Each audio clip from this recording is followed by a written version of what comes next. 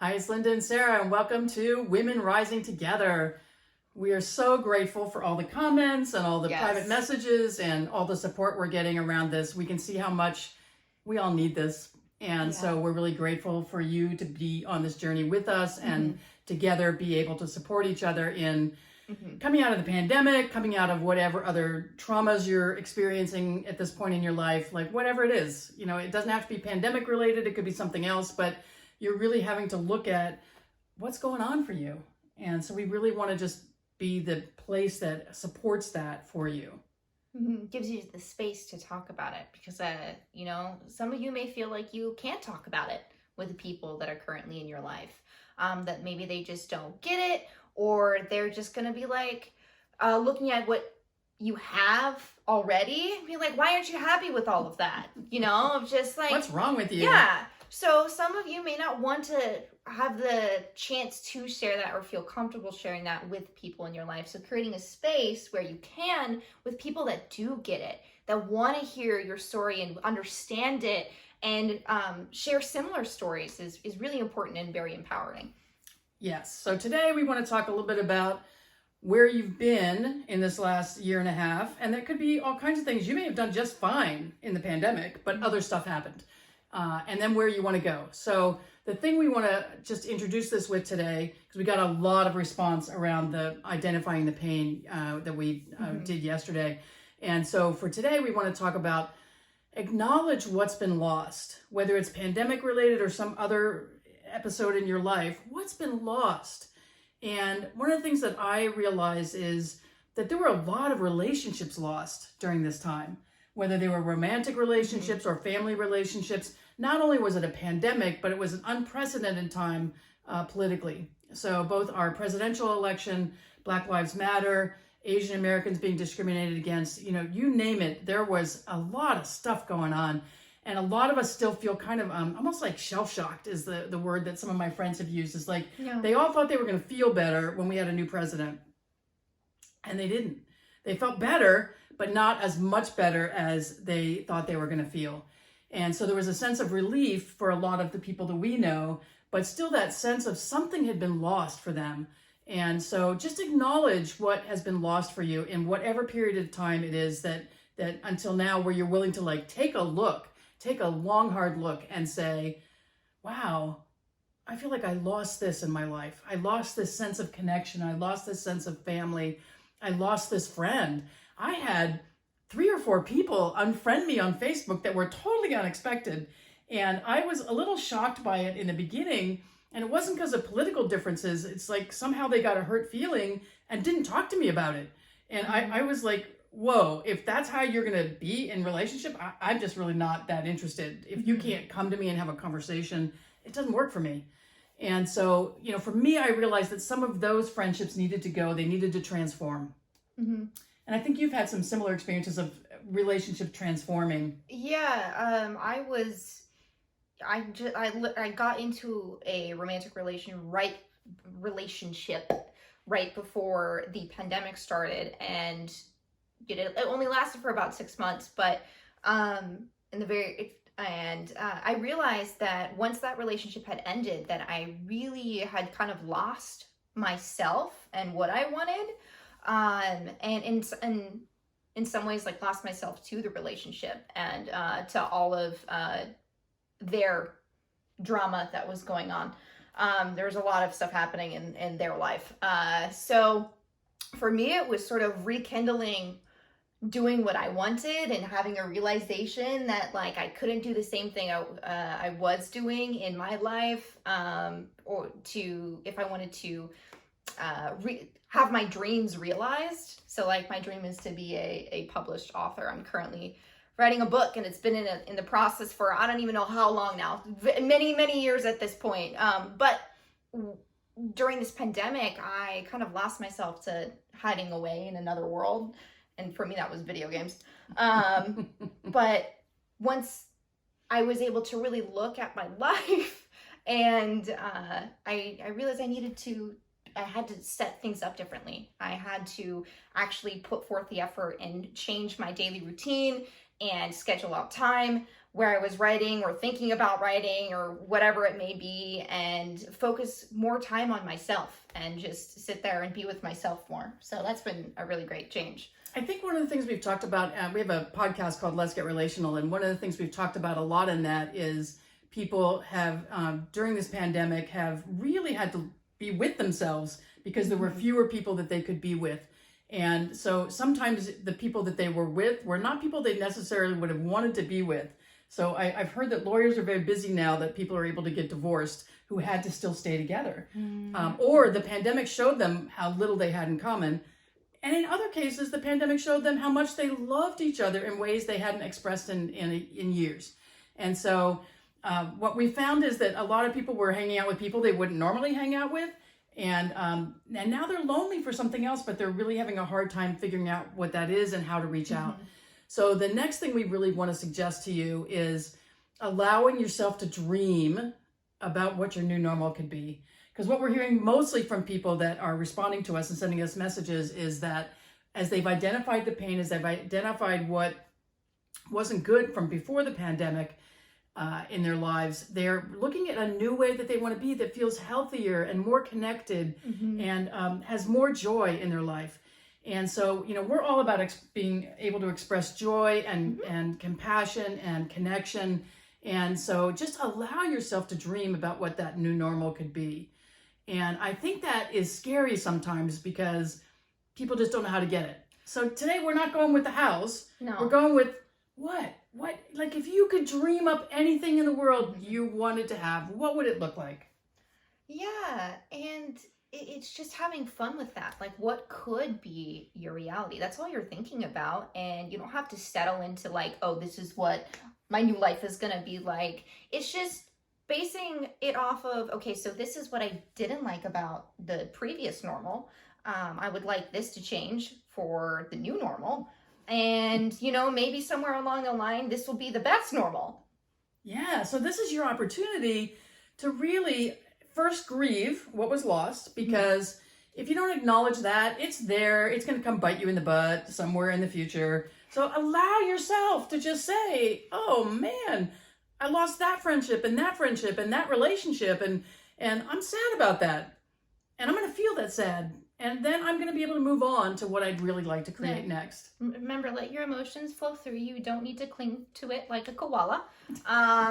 You don't need to koala your emotions. You don't have to koala your emotions? You don't need to koala your emotions. You sure? I promise. Okay. I promise. Okay, yes. Good. Okay. Well, and then what I hear from people too is, well, what if this happens? And what if this happens? It's always negative stuff, right? And so I had a teacher a long time ago teach me this other method, which is what if up. So what if I met the best friend that I never knew I was missing in my life? What if my adult child who hasn't spoken to me in 3 years suddenly decides they're open to having a conversation? What if my spouse realizes how much they love me and adore me and want to show me that all the time? And what if I feel that expression of love for someone else and I am really wanting to show that in my friendships and my relationships with my family and my romantic relationships? So what if you got to create whatever you wanted, because you can. Yeah. And it's not about the how. Don't go there.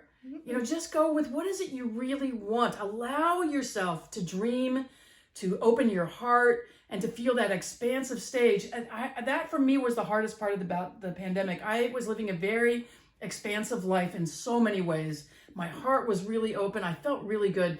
And for me, that isolation caused me to contract more than I have in a really long time. And so for me, it's been hard to just get out of that and just get to that place where I just feel good again. And so I would love for you to just play with that a little bit. Yeah, and also, part of the dreaming thing is like really sinking into what it would feel like to be in your new normal and in the life that you really want to be living after, this pandemic is over, except it's not quite over, but it's transitioning while we're transitioning into something different. To just really sink into what you want to feel. How do you want to feel, happy about your life? Like, sink into the feeling of being happy in your life. Because sometimes people can have trouble like really imagining like the specific details of what you'd want to be living and, you know, where you want to be. So just imagine the feeling instead, if that's a little more difficult for you. Like, what would it feel like to be living that life?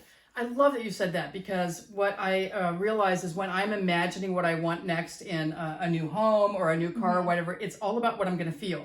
It's not about the features. It's not about the advantages. It's not about the benefits of this thing. It's what am I going to feel like? So when I imagined myself in this home that I'm currently in, I wanted something that felt like it had a really nice kitchen that was great for entertaining. I did not need the size that I was getting, but that's what came with everything else I was wanting. I walked in the door. This has been my whole life. I've always been like this. I walked in the door and I knew I was home. I didn't even have to look upstairs. This is a 2-story house. I went inside and it was funny because the people who were living here had 2 little boys and there was stuff everywhere. But I didn't see any of that stuff. None of that stuff mattered. And I just opened myself to what I was going to feel. And I just found that this was the place. Funny story about that, 6 degrees of separation. The people living here, the husband had grown up a few blocks away from me in Philadelphia. And, you know, I'm sure there was some of that energy that they brought to it. The last house that I felt that same way with, the woman had prayer circles and meditation groups in it for 30 years. And so I felt this deep calm and peace. That was the Arlington house. Oh, really? Yeah. I don't think I knew that. Yeah. No wonder that had It had such great energy. Yes, that makes perfect sense now. Why I was like, oh man, I love this house. It had such good vibes. Yeah. That makes sense. So that's what I look for, is like, how am I going to feel? And I really encourage you to allow yourself. This is the thing we don't do. We think we have to feel these things. We think we should do these things. Allow yourself to feel, whatever you're feeling. And then as you're imagining what you want next, allow yourself to feel what that would feel like. And don't get attached to how it's going to happen. Because the next steps with it are really just reaching for that, whatever that feeling is, in every other aspect of your life. Yeah, follow the feeling. Yeah. Yeah, where you feel more of that, go with it, move with it. You know, all of that, not all of your emotions. Yeah, it's funny.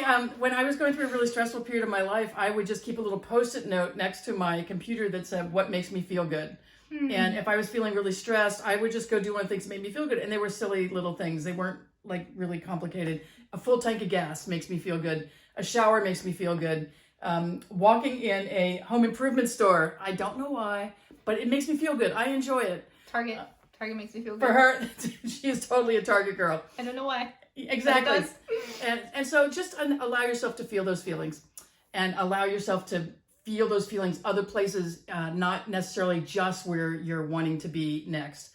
So when I was imagining how I wanted to feel in this house, I was allowing myself to feel that sense of expansion, that sense of connection, and the socializing and all of that. It's like, oh, I'd love to have these people over at my home. And so I was able to like feel all of those things until I walked into the exact right place. And so I know it works. Yeah, feeling that helps you manifest it. Yeah. Because you're putting out the feelers for creating that in this reality.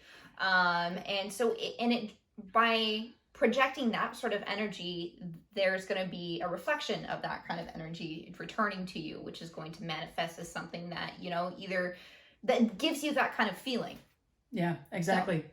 So last thing I just want to say today is take baby steps. Like, you do not have to say, oh, I want this. Bang, I've got to go get it right now.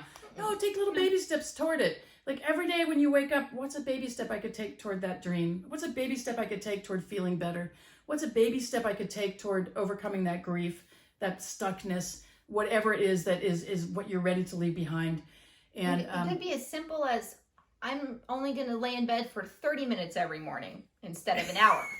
Like something as simple as that. What's funny, that really is what both of us had to do. Yes. There's a time during the pandemic neither of us could get out of bed. Yeah. And it was really hard.